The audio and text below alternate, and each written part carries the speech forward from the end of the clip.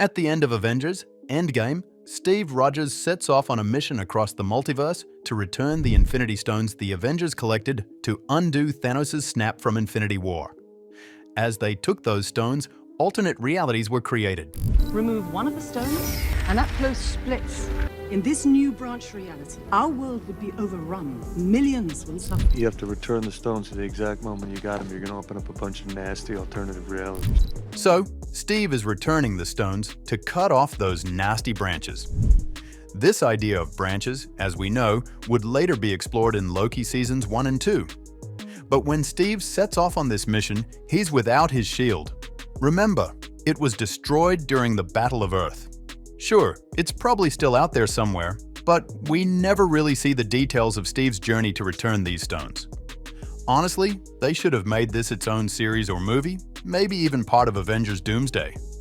We can only assume that Steve did manage to return the stones to their rightful places in time, but we know that instead of then returning to the platform that he was sent from, we find out he actually traveled back in time to live a life with Peggy Carter. Now, according to the Endgame writers, Steve returned to the mainline MCU's past and has been living there in the shadows all these years. That means Peggy's husband, mentioned multiple times, was actually Steve Rogers. And if that's true, that means he's making out with his niece.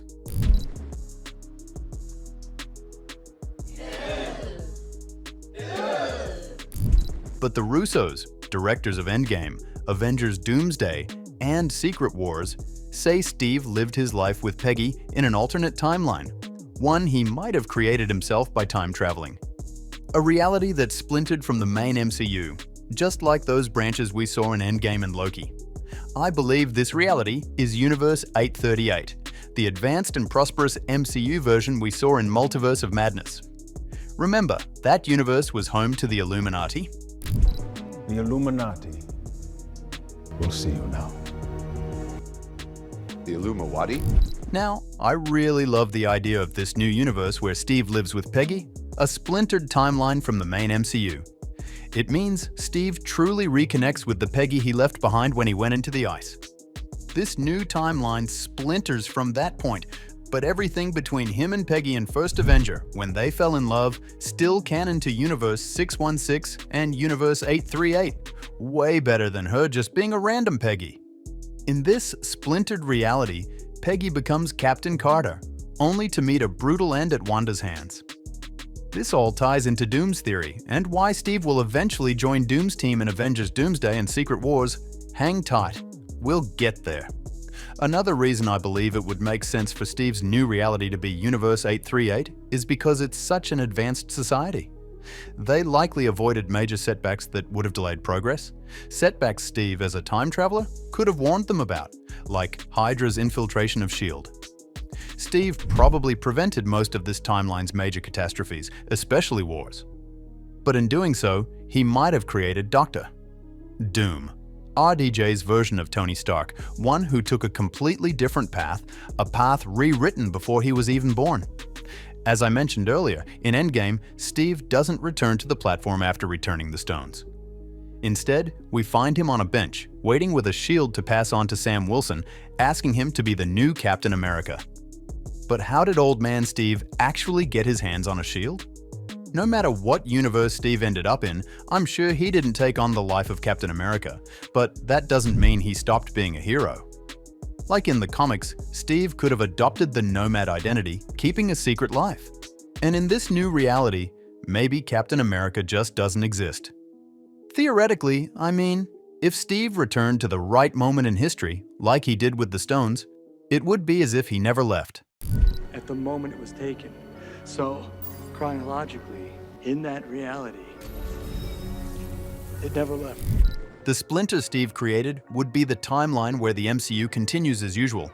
He goes into the ice, gets revived, returns as Captain America, joins the Avengers, and so on.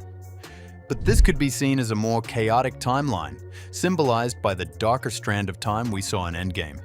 The mainline MCU could be seen as one of those darker timelines, where Bucky becomes the Winter Soldier, Hydra infiltrates S.H.I.E.L.D., and Thanos causes mass destruction.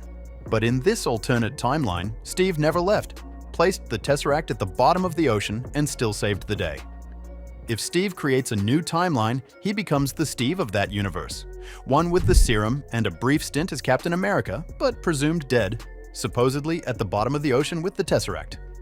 In reality, he's living a secret life with Peggy Carter, like Batman in Dark Knight Rises. We think Batman dies with the bomb, but the autopilot was on, and he's secretly with Selina Kyle. This is exactly like that, where Steve sets up an autopilot, knowing what's coming. He sinks the ship and still ends up with Peggy. That's the Splinter.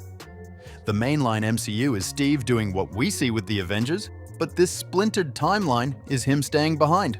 Sorry, I went off on a tangent there.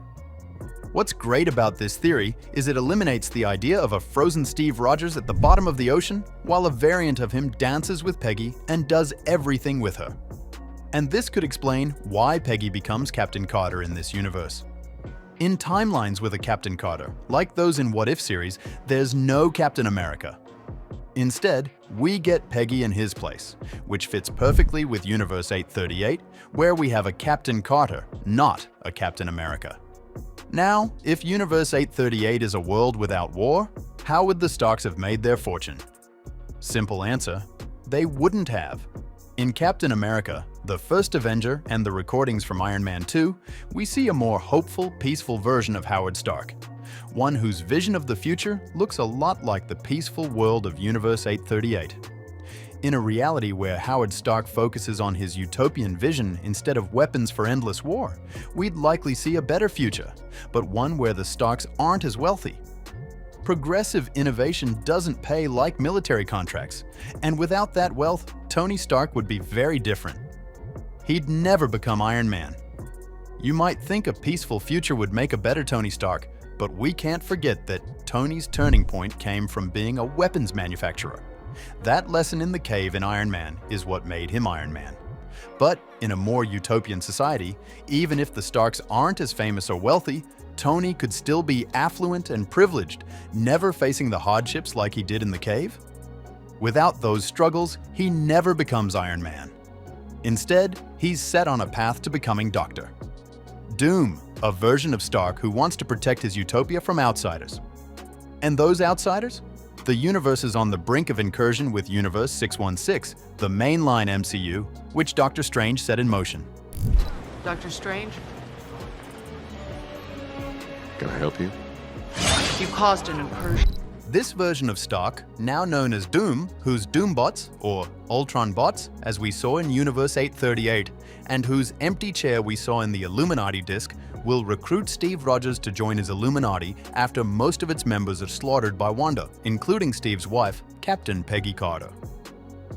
Furious with this alternate reality for causing Peggy's death, Steve now faces the threat of an incursion that will wipe out both universes. In this scenario, Doom also recruits Wanda Maximoff, who, remember, was possessed by her 616 self and manipulated into killing her fellow heroes and her mentor, Professor Charles Xavier.